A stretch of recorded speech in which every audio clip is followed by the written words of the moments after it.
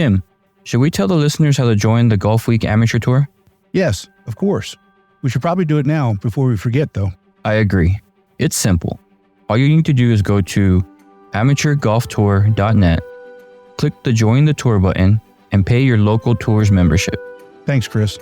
Membership for 2024 is open, so register today to join the oldest, largest, and best amateur tour in the country. And remember, this podcast can be found on all the major platforms. So make sure you like, download, and share it with all your friends and family. Chris, that's a great idea. Now, on to the show.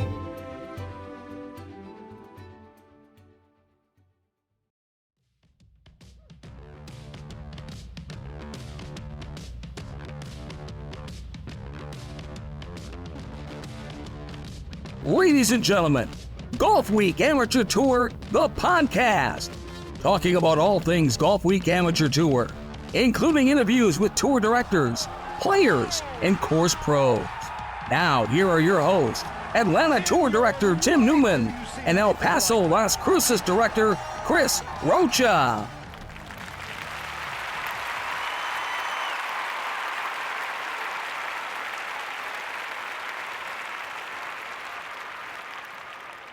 Chris, welcome back. You know, the regular season for 2024 is finally over. We're at the point of the year where we've been talking about it since, Black Friday in 2023, and we're ready to get started for National Championship. Yeah, we are. It's right around the corner. Once this podcast comes out, we're going to start getting ready, getting packed, ready to go. Make sure that the good old sticks are safe for my 7-hour flight from El Paso to good old Hilton Head Island. But I can't wait. I've been looking forward to this for a while now, and can't wait to see you all out there. So it'll be fun. Yeah, it's going to be fun. You said a 7-hour flight. We talked to JP Tassin last episode, and he says it's a 10-hour drive for him. If you were to drive, how far is it? I mean, I could look it up, but on an estimate, let's see, it's 14 hours to Houston, and then another 10 to Orlando, and then 4 up. So at least a day straight. Okay. The person we need to ask is Gabe, because he makes that trip every year from Phoenix. Does he drive that van? Or does he drive some? He drives that van? No, I wouldn't be doing that. So, God he bless doesn't him. like planes. So the person to ask that would be him. But I mean, it'd be a long drive, and unless I'm like either really crazy or I have some stops along the way, I mean, I would attempt to do it one year, I guess. No, we don't want to do that. Just say no to that. Okay. So anyway, we both wrapped up our seasons this a couple weeks ago, and I do want to hear how that went, because you had a little hiccup. That, again, what players don't understand is, we have contracts for courses, and sometimes things go really well, and sometimes they don't, and we have to be flexible. We had the hurricane come through here on the East Coast, and there were a number of tours that had to cancel, and that's minor compared to some of the things that they're dealing with from that end. But we got ours in. We just had to move start time on Saturday, and then we also need to talk about the shirt contest. Yes, we do. The winner. Yeah, I mean, we'll have that ready to go. But yeah, I mean, it happens. Things change. You would hope, or you would wish that you'd get that information as quickly as possible. But if you don't, you just have to adapt. And I mean, that's the name of the game, especially with us building these schedules, October, November of the previous year, anything can happen.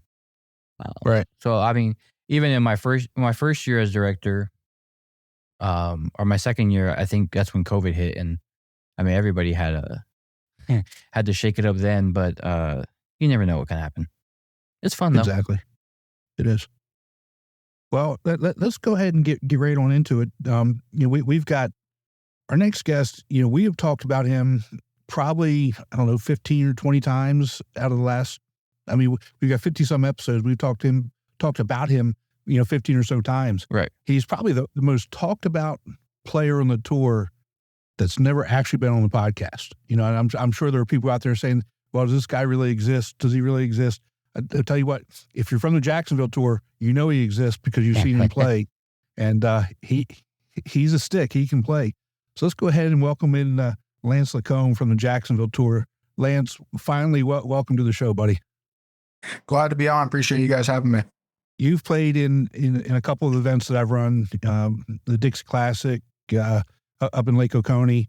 And I've seen you play, and we had Donnie on a couple weeks ago. He's talked about it. Some of the other champ players that we've had on have talked about your game. You're a minus 3.5 handicap. Solid. It's how does that happen? How does a golf round actually happen for you? You know, what's your mentality going into it? I mean, looking at your scores, you played. I think you played in 16 or 17 rounds this year. I think 10 of them were in the 60s. That's pretty solid. I just really worked on trying to stay patient this year. I played a lot with my buddies that play on mini tours over the fall, and I was tired of getting my teeth kicked in every Sunday. So I tried to work on being patient, hitting the right shots, because I play with buddies that'll go shoot 62 and leave 4 or 5 out there, and they're not on tour, which is crazy. So biggest thing I've been doing this year is trying to stay patient. We talked just a little bit offline. HB Kim is out there with Chris and talking about it. You know, he's trying to get back on tour. You know, so much of it is mental, and you know, you could be that guy that you're playing with, right? And then you get out there and you start playing, you know, for real money, and how hard it is, and how much you have to actually overcome, you know, to be able to make it out there. Yeah, it's insane. I tried my hand at pro golf for a couple of years. I didn't give it the best run, but I learned a lot. I learned that preparation is key. And there's so many people that are working 4 times harder than you that you don't even understand. And then there's just some people that preparation is minimal and it works. I mean, I have a buddy that plays on Korn Ferry now. He started working on his game the last couple of years and really getting good, and got his card this year and playing. And he said, I mean, it's just so tough out there. I wouldn't wish that job on anybody trying to play Korn Ferry mini tours. That's as hard as it gets. Yeah. Yeah. We had Gaines. I don't know if you heard the episode where we had Gaines Beard on, and he was coming up in the 70s and 80s, you know, trying to make it where it was, you know, so much harder because, you know, there wasn't a lot of money in it. There wasn't a lot of sponsors in it, you know, driving all over, you know, the Southeast, you know, just trying to, you know, get into that Monday qualifier. It's taxing, and, you know, you're sleeping in your car. You're not eating like you normally would. You're not training like you normally would. And now you've got to go out and perform. It's got to be one of the most difficult things I can imagine. Oh, especially it's taxing on the mind, because it's funny. We can go play a Sunday round with our friends and we don't play so good, but it's like, okay, we'll have a couple of beers afterwards, have a good time. But you shoot 73, 72 in a mini tour event, and you're like, I just lost $1,000 this week. It's crazy. So let's talk about your year on the Golfweek Tour so far this year. So you played in 13 tournaments.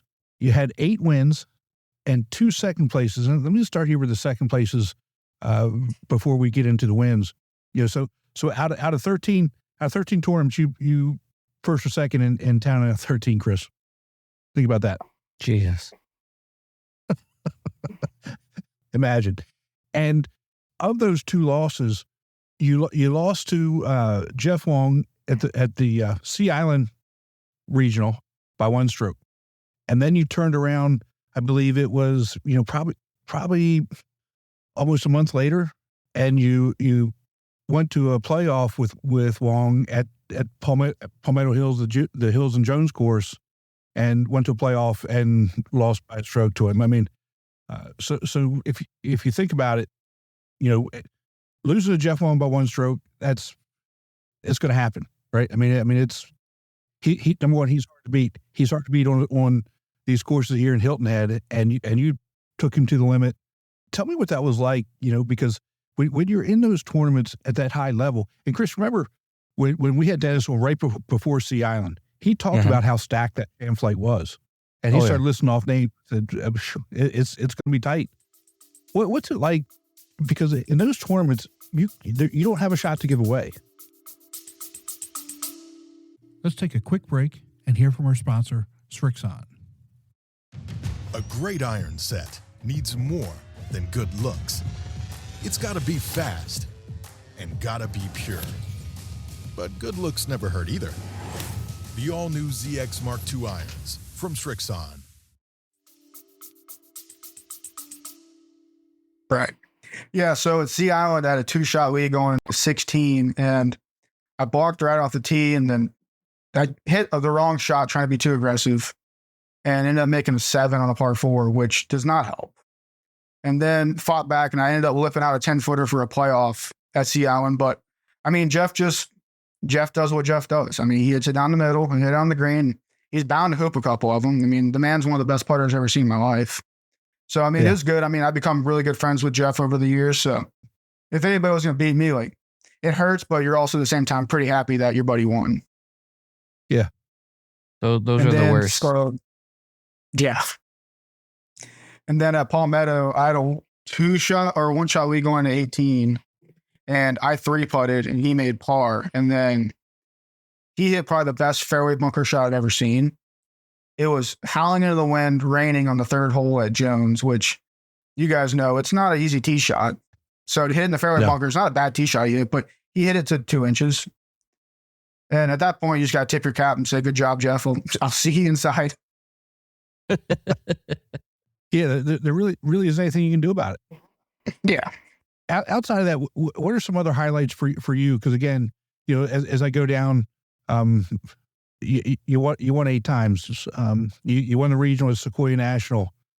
You won it at King and the Bear. You won Halifax Plantation. You won the 2-day out Osprey Cove and the Sea Island Resort. Where's some highlights for you? Sequoia was a big highlight. That's my favorite course we played all year. I mean, there's nothing like it. You don't get to, especially in Florida, we have such flag golf. To just go play in the mountains is a blast. I mean, that's a bucket list trip for even just a boys' like bachelor party trip, let alone to play a tournament there. That's going to be on the schedule every year that they have it there. And it was good because that was one of my first rounds that I hit it really good, and the putter didn't work the first day, but I it was one of those that the ball striking carried me. And it was good to see that everything I've been working on it finally came to fulfillment. On that first round, I shot 66.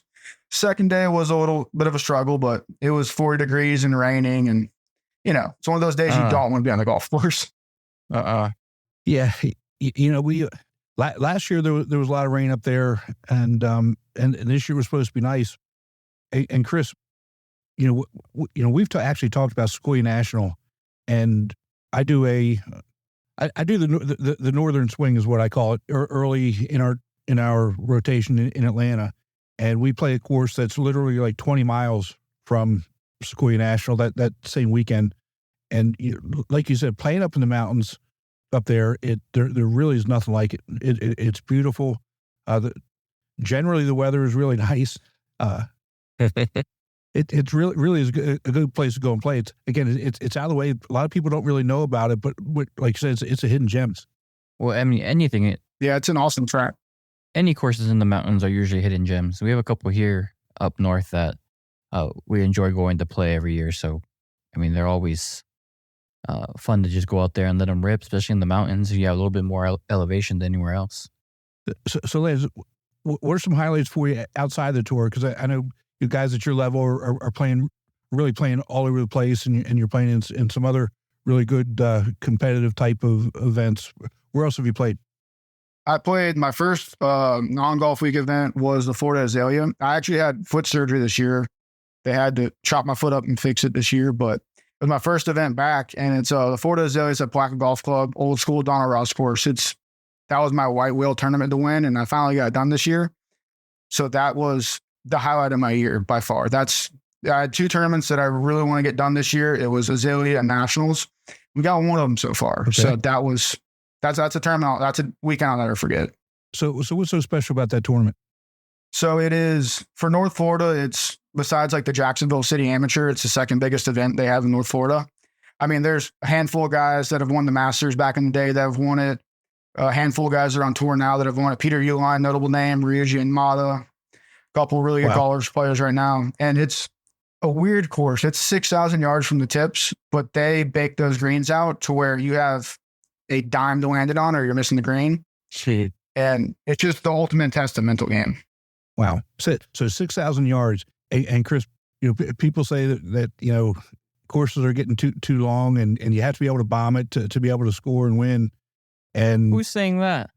Come on now. You've heard your guys. You've heard your deflate guys saying that they got it. I guess you're right. They're playing too short. Come on now. And this goes to show you have to, especially to be at the level that Lance is at, right? You really have to be able to hit every club in your bag and know what that distance is, know how to control it to truly be a really special type golfer. Lance, as we're getting ready to go in the national championship, what's your philosophy and what are you thinking about going in there? Because you're playing, you're playing American Dunes and Golden Bear? Yeah. I think those two courses we're playing. I'm not going to get to play a practice round either, but I have a couple apps I use to map out courses whenever I don't get to. And the Atlantic Dunes looks like a really fun track. I've heard it's very difficult. Now I've heard it's also in impeccable condition 24/7. Mm-hmm. And I talked to Wong for a little bit about Golden Bear, and he said it's just a fun track. Good old school Carolina course. You got to hit it through the chutes and the trees and paw your way around, which I like that type of golf. It's fun to not have to bang drive everywhere, even though I love hitting driver everywhere possible. It's fun to kind of rein everybody in the same spot and see who hits it better. Right. Yeah, you have to do that there. That's for sure. So you haven't played Atlantic Dunes at all? I have not. No, I haven't played either of the courses. Wow, you're in for a real treat. The closing holes at Atlantic Dunes, man, they're tough. they're really tough. And that's what I've been told. It's they're not going to be low scores like you all had out of Hampton Hall a couple years ago. But you get over to Golden Bear, that's where you're going to or at least that's where you should get some low scores. But Atlantic Dunes, it's going to be tough from start to finish.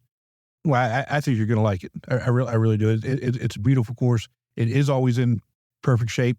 Even when we do the senior regional there in February, when it's cold, it's in great shape. Sea Pines does a great job with all those courses that are in there. Okay. So you're in for a real treat. Yeah, I want to play the icebreaker, but I just don't feel like getting a little salamander shiver while I'm over a T-ball. So I'm going to stay down in Florida where it's a little bit warmer. Well, you're smart. I think 5 years ago, if you had said that, I said, "Oh, it's not that bad," because I came from Pennsylvania, and now I've been down here for a little bit, and I love it down here. Don't get me wrong, but if it gets down to the 40s now, I'm saying, "Oh, get a little cold," as opposed to when I was in Pennsylvania. I didn't start saying that until it was like in the 30s and 20s. But I'm wearing pants now in 40s instead of shorts. Same here. Yeah, that's Southern cold. It's a little crispy for sure. I'm a diehard Steelers fan, so I went to a Steelers game, the Jag-Steelers playoff game, and it was 0 degrees, and I feel like it's not as cold as when it's 20 degrees in Florida. It's crazy. Well, if you go up there and it's wet, it's a wet cold, you will forget it. It's the absolute worst. Chris, you don't know anything about 30 degrees or 20 degrees and No. I stay away from that. Actually, Chris, I think that we need to convince somebody to do a regional. Let's just say do a regional in Virginia or somewhere along those lines. Actually, well, you know what? Vegas was a little chilly this year. Vegas was a little cold. The second day at least. The first day wasn't terrible, but the second day got a little cold at the beginning. Or did I mix them up? No, it was the other way around. The first day was cold all day because that's when you were supposed to bring me coffee and you bailed on me. So it was the first I day. did. I was cold. I stayed inside. Yeah, that's coffee inside. Sorry, man. I'm sorry. I'm not proud. So, it happens. Anyway. That's how you know you're good friends. If someone forgets a coffee, you just know you're good friends. Yeah, exactly. Yeah. Keep telling them that. I can only do what I can do. But Lance, thank you so much for taking some time with us tonight. I really do appreciate it. I do want you to come see us when you check in on Thursday at the Hills course in Palmetto Dunes when you check in for National Championship and I get you on live a little bit. Sounds good. You let me know. All right, bud. You take care of yourself, and we'll talk to you soon. Thanks, you guys. All right, brother. Thank you. All right. So I get the privilege of interviewing our next guest. We talk a lot on the tour or on the podcast about how our tour, we welcome new members with open arms.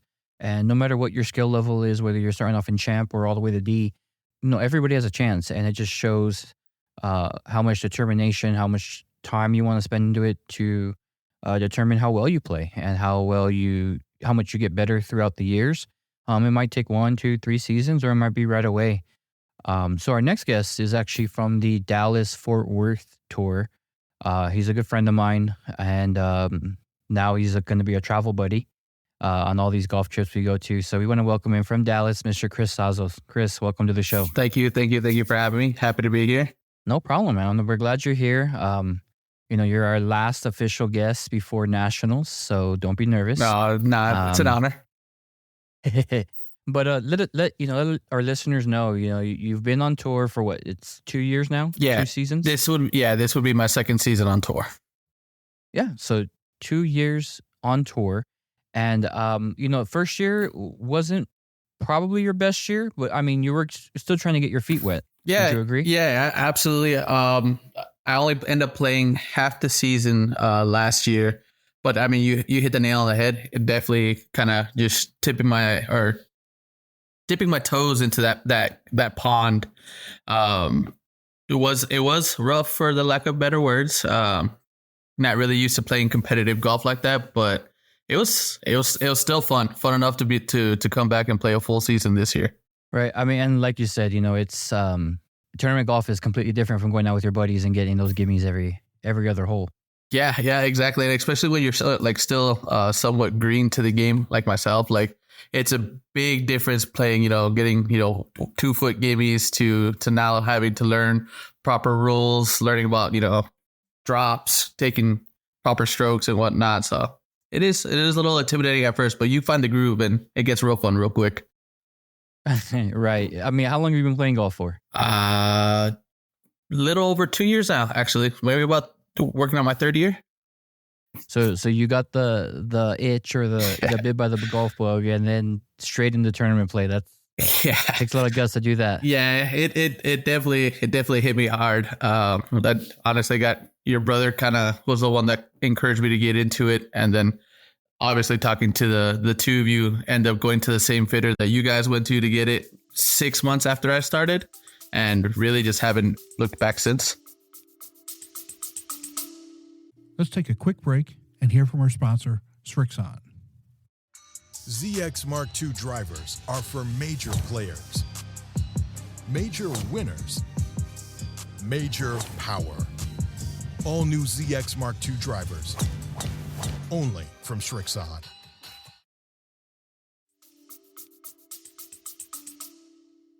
Right. And for all the listeners, I don't think we mentioned it, but he's in D-Flight. But he's not staying in D-Flight, and we'll touch on that later. But let's fast forward. You had first season, couple events, just trying to get used to it. You come out this season, and boy, did you play a lot. What's this? 1, 2, 3, 4, 5, 6, 7, 8, 9, 10, 11, 12 tournaments with one regional. You joined us out there in the Michigan regional, which phenomenal track. Granted,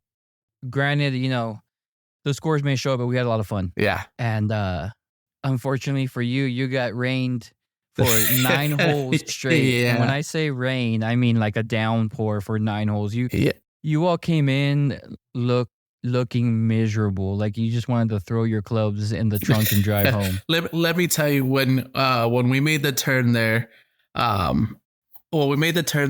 I could, the two guys that I was partnered with were from the local tour. So I see them kind of looking up and then looking at each other, and they're like, all right, let's get some rain gear on. So they turn over and look at me and they're like, hey, do you have any rain gear? If I were you, I'd start putting it on because it's about to start sprinkling.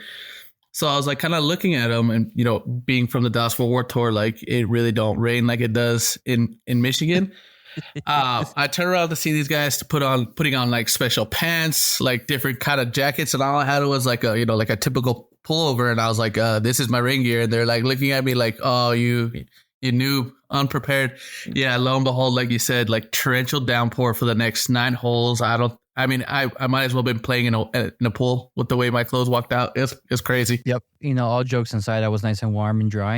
I had the rain for like maybe the last 2 holes, or the sprinkles for the last 2 holes. But then when it started coming down, it was, oh, bless your hearts. But anyways, you start off pretty strong. Couple scores way better than what you had the first year. And then coming in May 26th, Bear Creek, you get your first victory ever. So that's I want to say your 8th round total since you've started. Yeah. And I think actually earlier in this season too, I think I had a second place finish at Champions Circle, where I don't think I finished too far behind the gentleman that won. But yeah, that May victory at Bear Creek was first one on tour. It was probably the proudest one that I've had so far. And it was pretty cool because it was the weekend right before we went to American Dunes. So you kind of had that momentum there. Again, solid rounds. Then you come back home and you just, keep putting the pressure on the leaders in your group. Points wise, I mean, we talked throughout the season, but you were right there, giving them pressure. And then you go back to Bear Creek and you take another victory. So that's 2 victories at the same course, or same location, different courses. Yeah. And I think Dwayne said in his email best that Bears Creek is your home course now, because you just can't lose there. Yeah, both those tournaments, they treated me well. They're great tracks, enjoyable to play. Definitely play into. I think they play more into my style of golf, where it's kind of a pick your shot kind of guy. Be smart off the tee box, and then just find your way to the green as quick as possible. And they just kind of play into the shot shape, the natural shot shape a little bit. So I had 2 good rounds. Yeah. So looking at it, with your first win was your 9th total round, and you break 90. Okay. Then you go the 6th, the 6th round after that, which would be your 15th total round, you again break 90. As D flight, ladies and gentlemen, as D flight. Then you go the weekend after, shoot at 87 at Texas Star, and take another victory. That's 3 wins in one season. You know how hard it is for anybody to get 3 wins in one season, especially with the amount of players you guys have in your flight alone. I mean, we're talking, Dallas-Fort Worth has probably one of the largest, if not the largest tour in the country, but you alone have 31 players in your flight. Yeah. And for you to win 3 is just, hats off to you. Yeah, I appreciate that. Yeah, the Dallas-Fort Worth Tour is huge, and I think we typically average a little over 100 players a tournament. Shout out to Dwayne, always facilitating great rounds. But yeah, whether it be 10 people, 30 people playing, it's always a good time to be able to be competitive, I guess is the way to put it. Right. So we're coming in here, and correct me if I'm wrong, but I think leading up to your tour final, you were up 200 points, maybe 300 points. Yeah, actually, I was up, I think, just shy of going into the season finale. I was up 300 points from second place, and then I think little over 500 or 600 points, maybe, or around 500 points from third place.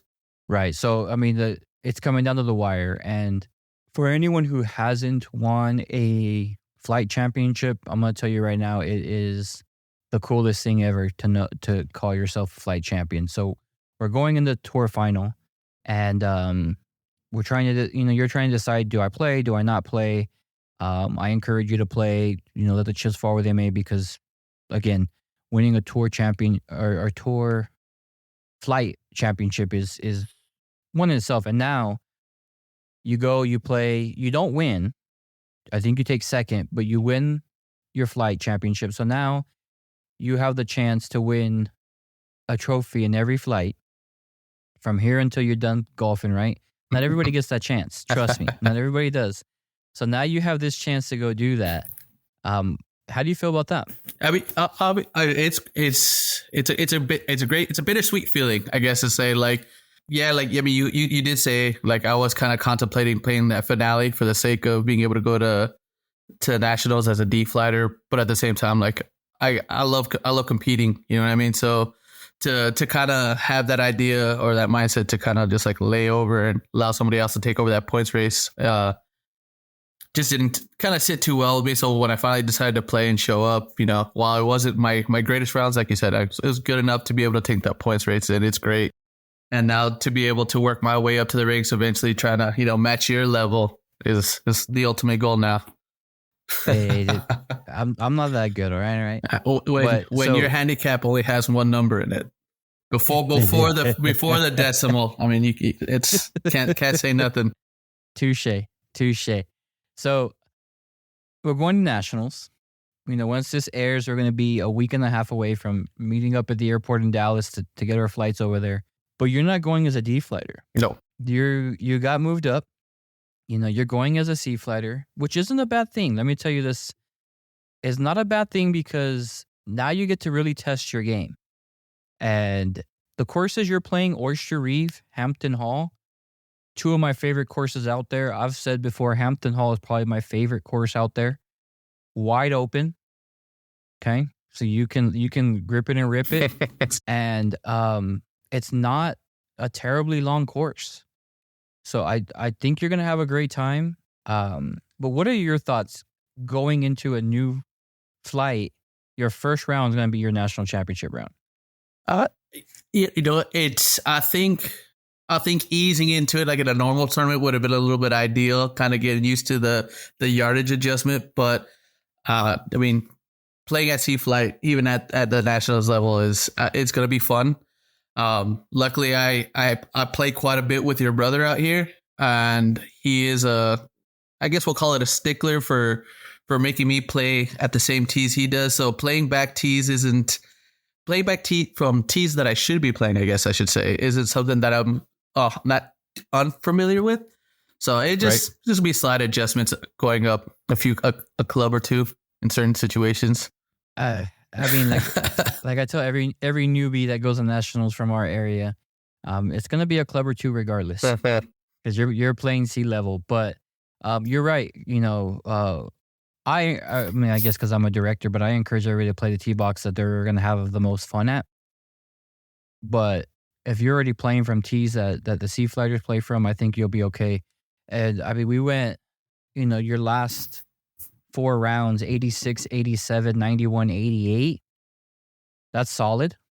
Even for sea flight, that's solid. You know, you drop 3-4 strokes on the green, around the green, you'll be right there in contention. So I don't have any worry about you. But we want to bring it up because your journey here, under 20 rounds total, since you started, right? A year and a half, and you've already progressed through one flight. I'm pretty sure the sea flighters in Dallas know your name, and they're some may be looking forward to new me, but some might be a little nervous. And you know, I just can't wait to see what you do next year. And you're gonna have a great time at nationals. But like, what are your thoughts? How are you feeling now going into this new chapter in your golf game? You know, I'm excited for it. I know I talked to your brother Christian earlier in the year, and the sea flight promotion was always a goal. Like I said, I had hoped that it transitioned a little sooner in the season. But obviously, like the goal is always to progress. So to win flight champ and then go into sea flight it's awesome. I look forward, like I said, to the continued competition. And I don't know that anybody up there in that flight knows my name, but I got my eyes on some targets on those guys, kind of monitoring them and their scores and whatnot. So it just, like I said, just continuously looking for an improving goal. You know what I mean? Try to shoot low. Right. So we're gonna be in nationals. Definitely come see us at the welcome party. I mean, you're gonna probably be in the same car, so it doesn't matter. But come say hi. I know Tim wasn't able to be here today, but he'll want to.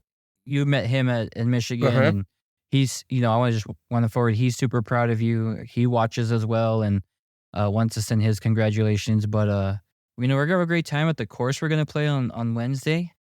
Yeah. I can't wait for that. It was one of the bucket list courses, and Yep. then we'll go out Thursday, hit a range or two, and get prepared for the next time. But you're gonna enjoy Oyster Reef, but Hampton Hall is my favorite course out there, so I hope you're ready. Yeah, I've looked into them a little bit. I've been kind of going onto their sites and kind of scoping through their scorecards and the holes. So it's a phenomenal track. It looks. I hope it's just as gorgeous, and I'm sure it is in person as it is in those photos. But I mean, Nationals Week is going to be a fun time. A lot of golf to come. And hopefully a lot of low scores to go along with it. Right. Yeah. So last question before we get out of here. Playing on the Golfweek Amateur Tour, what do you like most about it?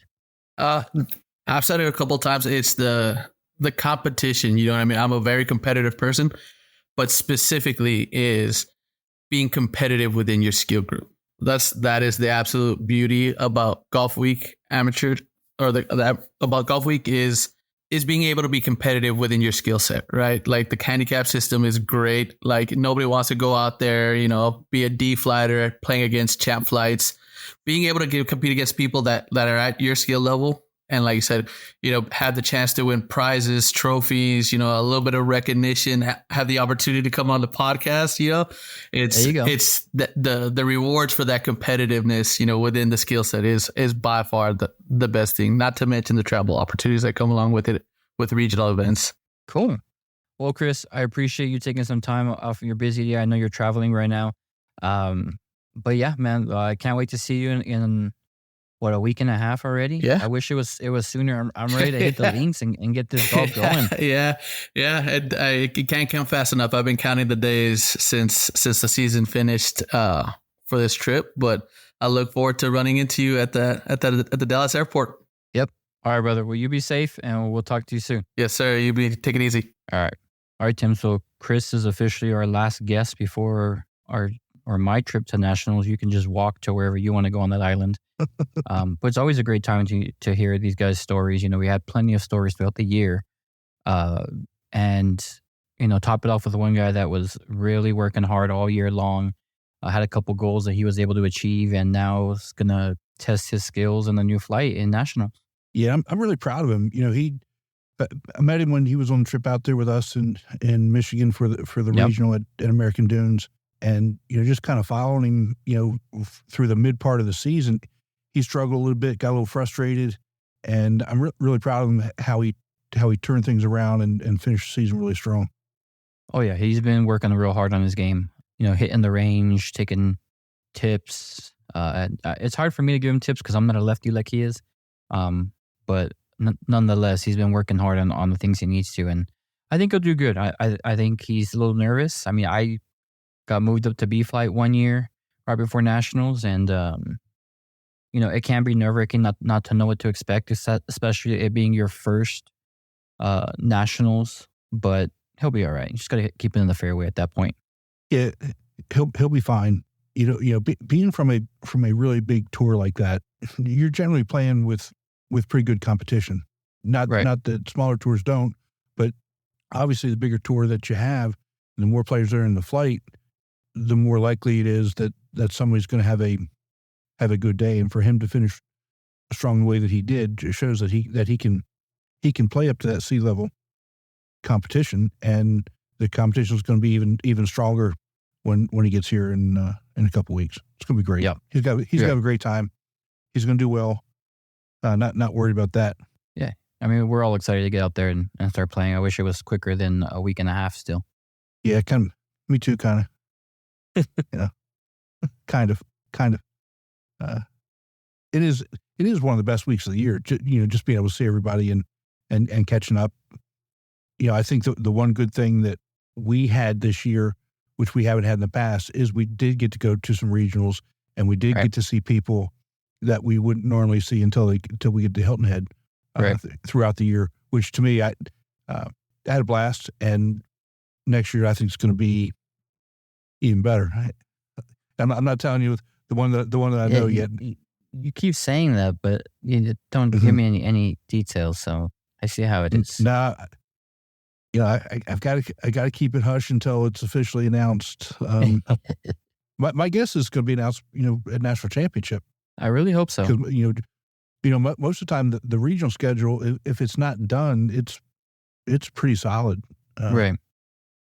So I'm hoping this one's going to come out, and we'll definitely go to that one. That's for sure. So. Oh, okay. Let's wrap up. Let's wrap up. I'm just going to slide over that, and we'll move on. Let's go ahead and wrap up our individual tours. And it's we talked about it briefly in the opening. There's always something that happens, and sometimes the players don't know about it, but sometimes the players do know about it. Right. Like for me, my first tournament of the year, we had a real mix up in start times, and then the course kind of threw a few extra tee times in front of us, so we ended up starting almost 2 hours behind time. Mm-hmm. And there really isn't anything we can do about it. I mean, it is what it is. You just got to kind of roll with it, and players still had a good time. So it was a great event. But what happened with you on the last tournament? I mean, and we explained to everybody, we build these schedules all around the country, October, November, December, for the most part. I mean, if they start a little bit later, they probably start their schedule a little bit later. But, I get all my things done by the end of November, so that December I'm not worrying about it. And this one course, we, on a Sunday, two-day final, you kind of want to have everybody hanging out, have a good time, awards, season-ending awards, all that fun stuff. So I specifically asked this course to do a shotgun. On Sunday, it wasn't a problem in November, but I guess for the next 10 months, they had some management changes and forgot to inform me that they had changes, and we're not allowing any shotguns for tournaments anymore, regardless of the time, which I still don't understand that, because you could have 72 guys out and back in 4.5 hours as opposed to taking up 4 hours every tee time. It's the same amount. But right. Needless to say, the Monday leading up to the tournament, they let me know that, and I had to scramble. But it is what it is. Everybody had to do what we had to do. Fortunately, we couldn't have the big celebrations that we could, so kind of strategically placed it to where Champ A and B would kind of finish within an hour of each other, to be able to have those upper guys hang out for a little bit. We did those three, and then just held off C and D until they were done, and then did those two together. So worked out. A couple of guys stayed. We gave the restaurant some business. I wish we could have given them more, but it is what it is, and you just got to adapt, and that's what we do. And we learn from it. And, next year, we'll see if we have a tour final there or we go somewhere else. But at least we're able to adapt and have a good event. That's all that matters. And as long as the guys had a good time and, no other issues with the tournament, it is what it is, right?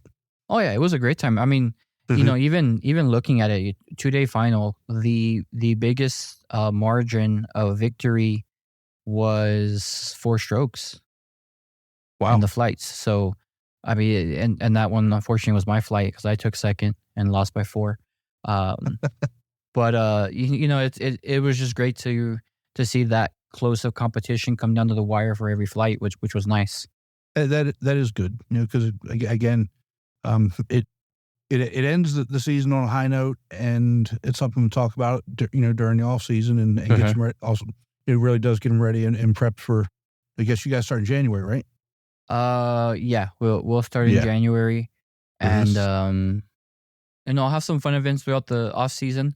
I want to do a tournament of champions and have every guy that won an event, they're invited to come play and see who can be the champion of them all, with their handicaps of whatever they finish golf week with. So that's kind of fun. Right. Kind of declare one person as not the MVP of the season, but like the champion of champions, and then do a 2-man scramble that we typically usually do in the beginning of the season. But I think with all our traveling and everything else, it's a little hard to get that scheduled this year. So we got to keep that tradition going, because I know the guys like events like that, be able to partner up with somebody and try to take the victory. That's good. There's tournament of champion events are becoming a little bit more popular, across the country too. And again, I think they're fun. It keeps camaraderie going, keeps guys interested, and it keeps everybody hanging around. So Oh yeah, and it allows one person to have trash talking for the whole year, which is great. Well, we finished up the same weekend you did. I'm sure everybody's aware of the hurricane that came through, and it affected us a little bit. Which no big deal. We had to move Saturday tee times back a little bit, but the damage that Helene caused is going to be affecting people for a long, long time. There's kind of a swath from really kind of Augusta up through the upstate, South Carolina region, up through North Carolina, into Tennessee. And I saw something just the other day that there's two major roads, I-26 and I-40 in North Carolina and Tennessee that won't open up until like September of 25. Yeah. And those are two major roads. I mean, so getting from North Carolina to Tennessee, to Nashville, to Knoxville, those are the roads that you take. Yeah. I mean, those are interstates. Yeah. And for them not to be open is very alarming. And I saw the pictures from Augusta National on what they had going on, or the damage that they had, which was pretty crazy. Yeah, we lost some lives. I think it was like maybe 500 lives. I mean, that's not something you generally see as far inland as that. I mean, generally you're going to see that on the coast, Gulf Coast, and then the east coast of Florida. Right. So for it to be that bad, where it is, that's how powerful these storms are. And again, thinking about the people that have lost everything. I know a couple families who literally lost everything. Right. But they made it out okay. And just our thoughts are with everybody that's dealing with this tragedy, natural disaster. Yeah. I mean, you do the best you can. I know my sister was celebrating her wedding anniversary, and they were in the east part of Florida, and they had to leave a day early, so that they were able to do most of the things that they wanted to do, but they still had to leave a day early to get back home to Orlando before everything hit. So I can't imagine. That's why I live in the desert, I guess, in the middle of the United States, so I can kind of avoid all that. I'm far from tornadoes and far from hurricanes, but I've been through a hurricane warning a couple of years back in Orlando when one went right by, and for somebody who's never been in one, it's alarming, especially with your whole family there. So I can only imagine what people are going through. Again, wish everybody the best, and hopefully that we can get things cleaned up and get back to somewhat normal life as soon as possible. Now, as we're wrapping things up, we just have a couple more things before you've got to get on the plane. We got to talk about the shirt contest. By the time this airs, we will have a winner. Last time I checked it was really close. I'll look right now for us. Give me a second. I'll pull it up. I've been eyeing it every day. So it's 148 to 119 currently. 29 votes. With literally 24 hours to go. So, I hope somebody has a good push, or we'll see what happens. Anything can happen, honestly. Anything can happen.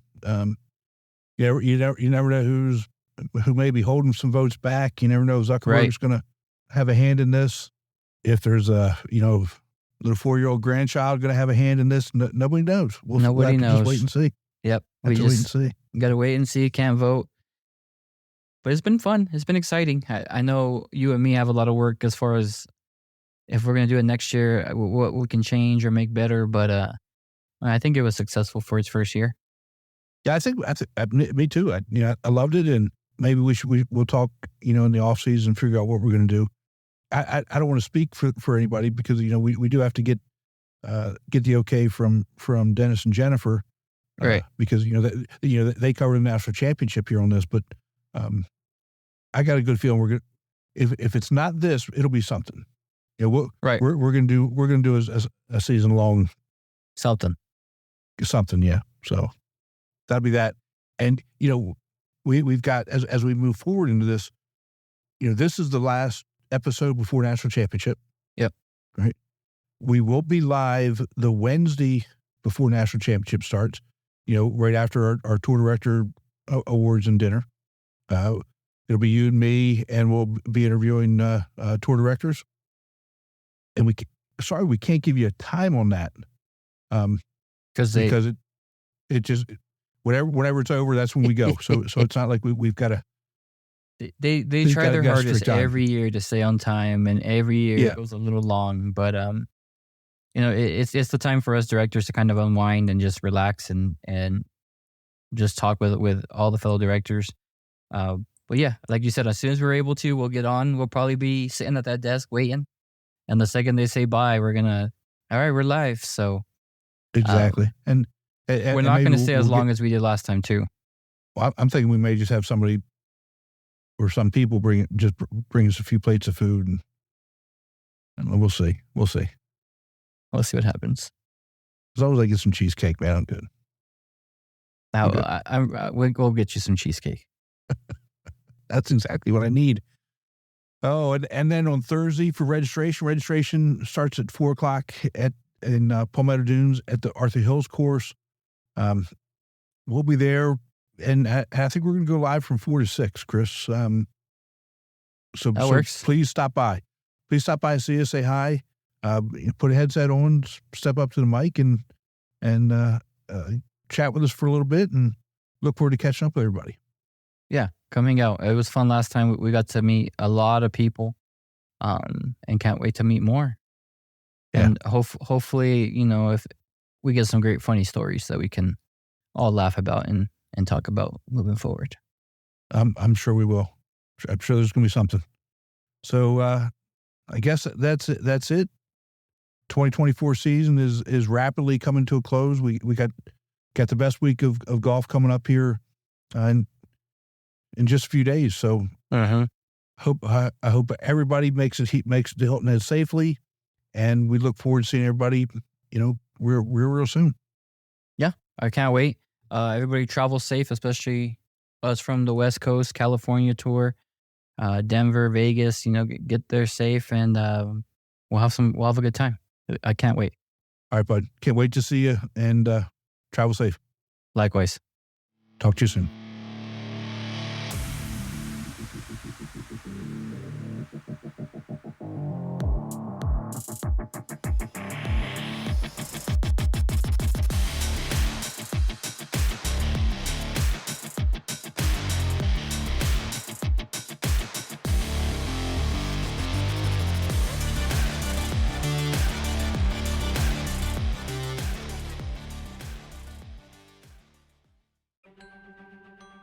Chris, we didn't do it again.